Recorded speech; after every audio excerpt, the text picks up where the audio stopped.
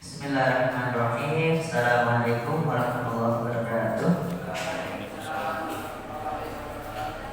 Alhamdulillahirabbil alamin wa bihi nasta'in wa bi'amri dunya waddin wassalatu wassalamu ala asyrafil anbiya'i wal mursalin nabiyina Muhammadin wa ala alihi washabihi ajma'in. Rabbi shrah li sadri wa yassir li amri wa hlul 'uqdatam min lisani yafqahu qawli. Amma ba'du. Pertama, yang paling utama, kita senantiasa tidak lupa memanjatkan puja dan puji syukur kehadirat Allah Subhanahu wa taala atas segala nikmat yang Allah limpahkan. Terlebih nikmat iman, nikmat Islam, nikmat kesehatan, nikmat diberi kesempatan untuk bisa berpuasa di bulan Ramadan. Alhamdulillah. Yang kedua, sholawat serta salam semoga tetap tercurah limpahkan pada Nabi Allah Muhammad SAW yang sama-sama kita nanti-nantikan syafaatnya di yaumul akhir kelak. Jamaah rahmatullah, di antara keistimewaan bulan Ramadan itu ada pertanyaan dari para sahabat yang mereka, ya Rasulullah, usia kami, usia umat ini itu rata-rata berapa tahun? 60 tahun, ada yang 70, 80, 90 itu sedikit banget. 100 tahun sedikit banget. Rata-rata ya segitu. Padahal usia umat terdahulu itu ratusan tahun. Nabi Nuh itu sampai 950 tahun. Umatnya Nabi Soleh itu ada yang sampai 1500 tahun. Seribuan tahun itu ada. Bahkan ada kisah ibu-ibu nangis di pusara atau di kuburan. Kemudian ada orang soleh lewat. Wahai ibu, kenapa Anda menangis? Kemudian ibu itu bilang, ini makam anak saya, maka saya menangis. Nah, terus yang ditangisi apa? Anak saya ini kasihan banget. Dia meninggal masih sangat muda sekali. Kemudian ditanya, usia anak ibu ketika meninggal berapa? 300 tahun. Itu umat terdahulu 300 tahun itu masih ABG kalau sekarang, masih anak-anak. Cuma kalau sekarang ada orang 300 tahun, wah masuk rekor, ya tak? Nah, Rasulullah nanya, ya Rasulullah, kalau dibandingkan mereka dengan usia yang ratusan tahun, ribuan tahun beribadah, sementara kita hanya puluhan tahun, kalau dibandingkan waktu ibadahnya, harusnya nilai pahalanya lebih banyak umat terdahulu atau yang sekarang? Umat terdahulu. Misal nih, Mas Aristo usianya sekarang 10 tahun misal. Qadarullah diberi usia sama Allah itu sampai 70 tahun. Kemudian ibadah selama 10 sampai 70 tahun kan berarti lek sholat, lek puasa, ngaji itu kan berarti 60 tahun kan ibadahnya. Sampai meninggal itu berarti ibadah 60 tahun. Sementara umat-umat terdahulu itu usianya sampai 1000 tahun. 60 tahun sholat sama 1000 tahun sholat, harusnya nilai pahalanya lebih banyak ya 1000 tahun. Tetapi ternyata umatnya Rasulullah ini punya keistimewaan. Salah satunya adalah di bulan Ramadan kita punya nilai pahala yang besar. Salah satunya di malam Lailatul Qadar. Kalau mendapati itu, maka nilai pahalanya ya 1000 bulan. Kalau dikalkulasi 83 tahun, kita dapati Lailatul Qadar selama 10 kali atau 10 tahun, berarti sudah 830 tahun. Nah, apalagi ditambah ibadah yang lain, itu ternyata dilipat gandakan. Ini salah satu dari kenapa umatnya Nabi Muhammad SAW dibandingkan dengan amal ibadah umat-umat terdahulu itu bisa menandingi, bisa menyamai, bahkan bisa mengalahkan, karena nilai ibadah kita itu dilipat gandakan. Maka kita bersyukur di bulan Ramadan ini nilai ibadahnya digandakan. Yang sunnah pahalanya seperti ibadah wajib, yang ibadah wajib pahalanya berlipat-lipat.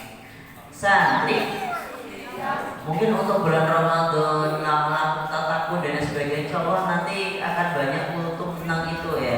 Maka saya tidak akan mengulang-ulang itu karena insya Allah nanti akan disampaikan oleh pengajar atau ustadz yang lain. Saya mau dongeng saja. Ada yang pengen dengar dongeng? Mbak Syifa pengen dengar dongeng? Di suatu daerah, wilayah, ini fiksi sih, tetapi kita bisa mengambil pelajaran atau ibrah dari kisah ini. Di suatu wilayah itu ada kerajaan yang gemah ripah loh jinawi, tentrem, mulya, semuanya masyarakat tenang, semua kebutuhan terpenuhi, rajanya adil bijaksana, tapi sayangnya putra mahkotanya ini tidak seperti rajanya. Ketika ditanya, wahai putra mahkota, wahai pangeran, belajar. Enggak. Lah kenapa? Orang belajar itu supaya dapat ilmu pengetahuan untuk cari kerja, nanti dapat uang untuk menghidupi keluarga, gitu kan?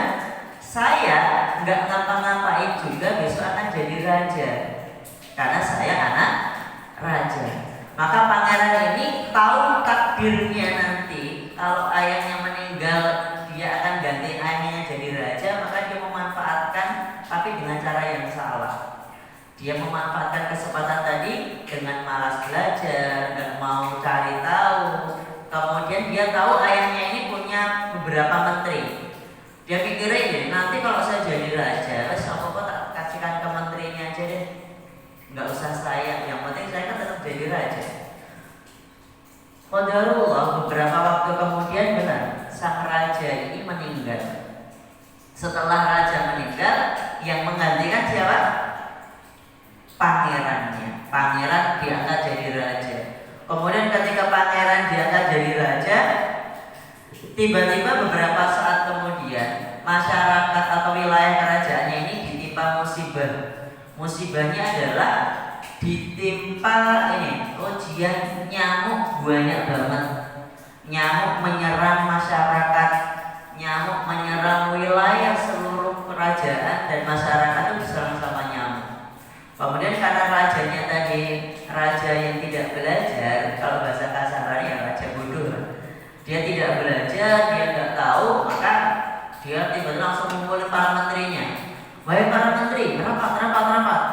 Ini ada keluhan dari masyarakat karena banyak nyamuk yang melanda. Di kerajaan itu juga ada nyamuknya. Ini gimana nih usulan kalian? Kemudian ada menteri yang mengatakan, Pak Raja, saya punya usul. Apa itu? Kita kumpulkan kayu-kayu, nanti ditaruh di kampung di pinggir-pinggir kerajaan, di pinggir wilayah kerajaan. Kemudian yang di tengah juga, semua ada kayunya. Terus kayunya dibakar. Tujuannya apa? Nanti kalau dibakar kan berasap nih. Siapa tahu nyamuknya kalah dengan asap. Karena rajanya tadi raja yang nggak belajar, raja yang bodoh, maka dia ya mana. Ya karena dia nggak tahu sih, yang mana tuh karena menteri ini. Ya usulannya bagus, sebenarnya bukan bagus, tapi karena dia nggak punya ide sama sekali, ada cuma diterima aja. Ya udah, bakar semua kayu-kayu, ada dibakarin. Setelah dibakar, asapnya ngepul, wah semua wilayah kerajaan dan masyarakat tuh kena asap.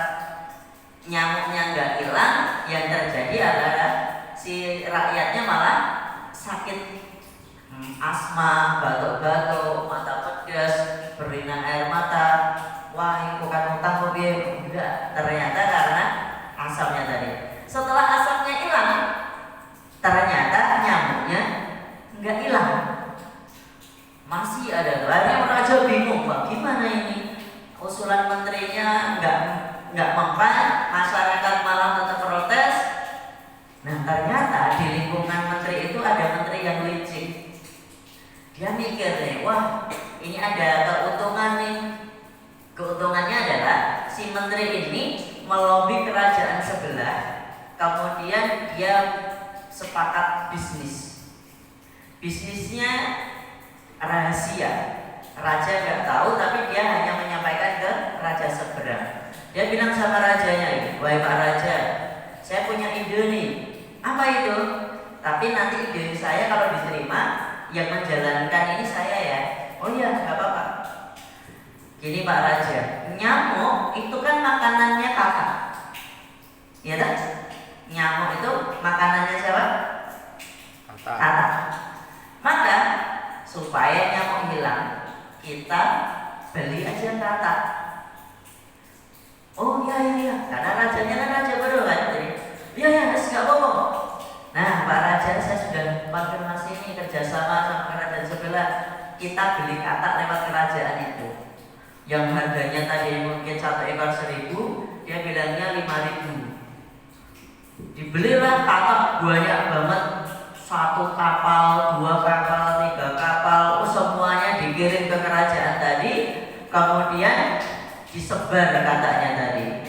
Beberapa saat kemudian kataknya makan nyamuk yang ada wilayah tadi. Setelah dimakan, selesai, nyamuknya hilang. Hore, senang nggak? Senang. Sudah menang. Ternyata masalahnya nggak selesai. Wabah nyamuk ganti jadi wabah kata. Neng arep omah ono kata, neng jero kamar mandi ono kata, arep madang juga ono katae, pas arep cari rujuk ono katae, bingung meneh. Wah, nyamuke hilang, katanya banyak. Lama-lama kan jijik ya, di mana ada kata. Terus bingung meneh raja ini. Wah, gimana ini? Menterinya juga bagaimana? Wah, Pak Menteri, ini ada keluhan lagi nih dari rakyat. Apa keluhannya? Yuk kalian tahu kan, kataknya sekarang banyak banget. Ini wabah katak, ini mau diapain? Menteri yang licik tadi dia bilang, Pak Raja, ini saya punya ide lagi nih. Apa? Katak itu makanan dari ular. Maka kita datangkan aja ular. Saya sudah lobby di kerajaan sebelah. Harga ularnya sekian. Nanti saya aja yang beli. Oh ya, karena rajanya raja bodoh, dia parut gue. Siapa kok? Tuh pakai ular pas dia mati. 1 kapal, 2 kapal, 3 kapal didatangkan, disebar ular. Akhirnya kakaknya dimakan ular. Kata ente habis, tidak ada wabah kata lagi. Hore. Tapi dari wabah ular. Lalu terjadi mana? Pas sampai ke kamar mandi, si mana kan? Mereka kan loncat-loncat. Ini tiba-tiba dia ono ulone. Nek kalau saya gede banget ya oke. Wah. Akhirnya kerajaannya menjadi kerajaan ular. Nanti ono ular. Wah, raja bingung. Akhirnya dia malah mengungsi ke kerajaan sebelah. Ketika dalam pengungsian tadi, rajanya nangis, sedih, dan dia menyesali nasib. Wah, dia harus meninggalkan rumahnya, meninggalkan masyarakatnya banyak yang meninggalkan ular juga ternyata. Jadi ketika dia mengungsi ke kerajaan sebelah itu, masyarakatnya jadi sedikit. Akhirnya dia sadar, oh ternyata ada beberapa hal yang dapat saya ambil dari kisah pelajaran tadi. Pelajaran pertama adalah siapapun orang tua kalian, wong sugih ataupun pejabat, mana sih itu pejabat? Siapapun orang tua kalian jangan menggantungkan pada orang tua. Kenapa? Seandainya orang tua kalian adalah pejabat, orang kaya, yang pejabat itu siapa? Orang tua atau anaknya? Orang tuanya. Dan mohon maaf nih, orang tua itu tidak selamanya sama kita. Pasti suatu saat beliau akan meninggal juga, ya kan? Ada saatnya kita akan sendirian. Kalau kita apa-apa semuanya bergantung sama orang tua, kemudian ketika orang tua meninggal bingung, maka kita pantaskan diri kita, siapkan diri kita untuk mandiri. Salah satunya adalah dengan belajar. Pertama, dengan belajar itu adalah kita berani hidup, survive. Kemudian dilalah qadarullah orang tua meninggal, maka kita juga pegangannya nggak hilang. oh kita sudah mandiri kok, kita sudah banyak tahu, sudah banyak ilmu pengetahuan yang bisa kita dapatkan gitu kan. Berapa banyak orang yang kemarin tuh di televisi ataupun di internet tuh banyak, bukan banyak sih, ada beberapa anak yang memanfaatkan kedudukan orang tua, mentang-mentang orang tuanya pejabat, mentang-mentang orang tuanya banyak harta dan sebagainya, padahal itu adalah milik orang tua, bukan miliknya. Sekali lagi, bukan miliknya. Dan untuk merubah nasib, Allah itu sudah memberikan kepada kita dalam Al-Quran itu, Allah tidak akan merubah nasib seseorang kecuali orang itu yang akan berubah. Misal nih kayak gini, ibaratnya ada pohon mangga, pohonnya berbuah lebat banget. Takdir kita sudah disiapkan, pohon ada buahnya. Nah, takdir kita itu sudah disiapkan, itu pohon mangganya tadi. Untuk dapat mangganya, kita diam saja atau ada perlu gerak? Perlu gerak. Kalau diam saja ya mungkin nanti dapat sih, mesti orang sing jatuh dan sebagainya. Tapi kan nggak sesuai apa yang kita inginkan nih. Nah, Allah sudah ngasih takdir nih. Nah, tetapi takdir tadi perlu usaha kita juga, perlu ikhtiar kita. Allah sudah tahu nasibnya itu, ini nasibnya ini. Tapi kita perlu ikhtiar juga. Nah, alhamdulillah kita tinggal di pondok, kalian tinggal di panti. Ini salah satunya adalah belajar mandiri. Jika ada yang misal mohon maaf kecewa dengan orang tuanya, maka yang kalian pelajari adalah, oh ternyata sifat buruk dari orang tua saya itu ini loh. Besok kalau saya sudah jadi ayah, besok kalau saya jadi orang tua, saya tidak akan meniru sifat yang ini, karena saya tidak mau anak saya merasakan yang sama terhadap saya. Paham? Kalaupun orang tua kita ternyata baik, ya ambil kebaikannya. Buruk, ya kita nggak usah niru, karena kalau kita niru keburukannya, anak kita akan merasakan hal yang sama untuk saat ini. Nah, alhamdulillah salah satu takdir Allah ini ketika kita sudah masuk ke panti asuhan, kita masuk ke pondok pesantren adalah Allah pengen ngajarin kita supaya kita jadi orang yang mandiri. Allah pengen ngajarin kita bisa memilah, bisa memilih, bisa menimbang mana yang baik, mana yang buruk dari orang tua kita. Oh ini baik nih, maka besok akan saya gunakan, saya terapkan untuk anak saya besok. Wah ini kurang baik nih, maka saya tidak akan melakukan hal yang sama.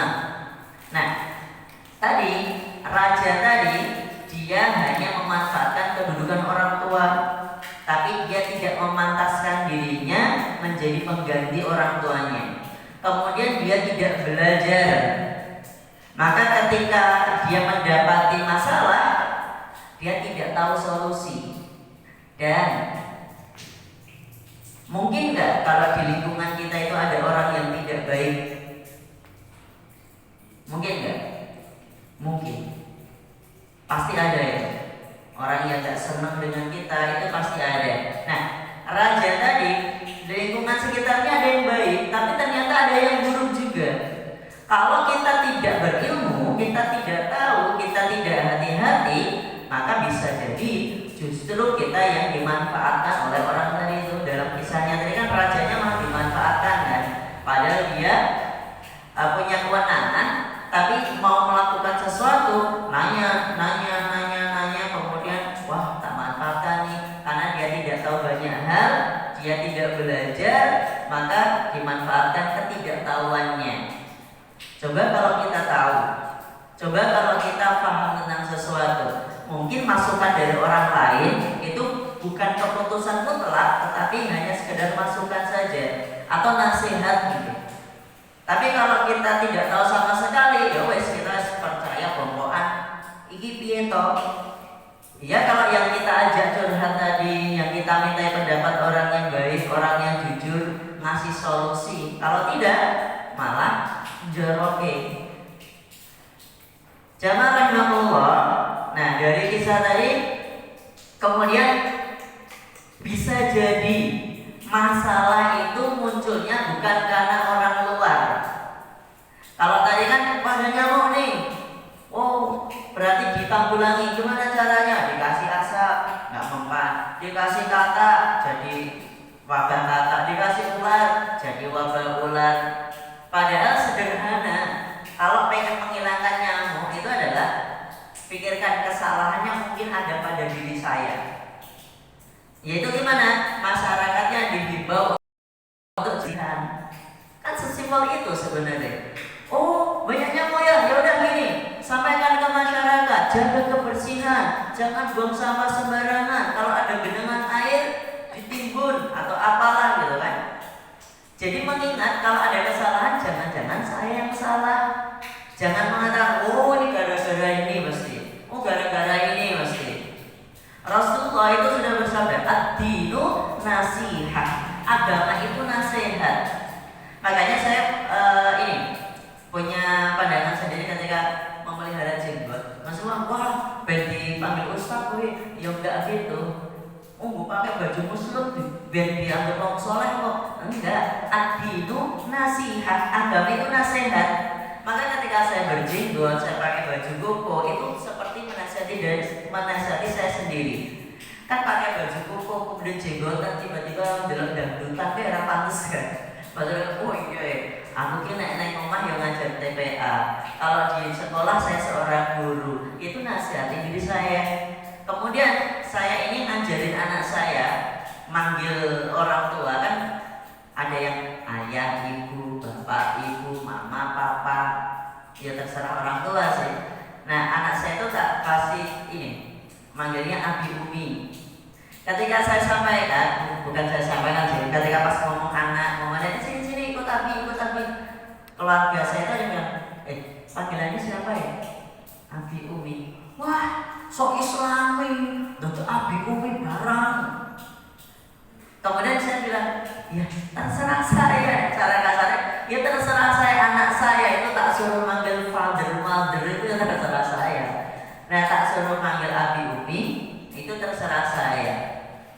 Tetapi tujuan saya adalah adinu nasihat tadi, mesti panggil abi umi, tapi kemudian perilaku saya buruk kan juga aneh. Kalau tiba-tiba saya, mohon maaf, misalnya semiran, tipian, terus ngomong kan, terus perlakuannya juga kasar, kemudian perkataan buruk dari anak, kan kayak nggak pantas banget. Nah, saya gunakan tadi untuk nasihati saya sendiri. Maka ketika ada kesalahan, ada masalah dengan teman, ada orang lain, jangan menyalahkan orang lain dulu. Kayak mau foto, nek karo aku kok ganti cerai, nek tak cerai malah lungo, tak parani malah lungo meneh. Wah, atine elek guys, mesti dendam karo aku guys. Lah ternyata dijauhi gara-gara kitanya nggak mandi, nggak gosok gigi, dan ini ketika dicerai kancane nggak nyaman. Cuman ngomong nggak enak, takut nyakitin, akhirnya dilakukan dengan tindakan dicerai lungo. Kalau ada kejadian itu, yang disalahkan pertama siapa dulu? Bercermin pada diri sendiri dulu. Jangan-jangan saya yang nyakitin, jangan-jangan sikap saya yang tidak baik, jangan-jangan ucapan saya pernah kasar sama dia. Nah, setelah kita koreksi diri kita tadi, ya minta maaf, misal maaf ya, saya yang salah kok. Enggak tuh, lah kok tak deketin kamu kok jauh. Oh saya nggak tahu, pas kamu deket saya tiba-tiba ada panggilan alam, mau ternyata kemudian langsung kabur.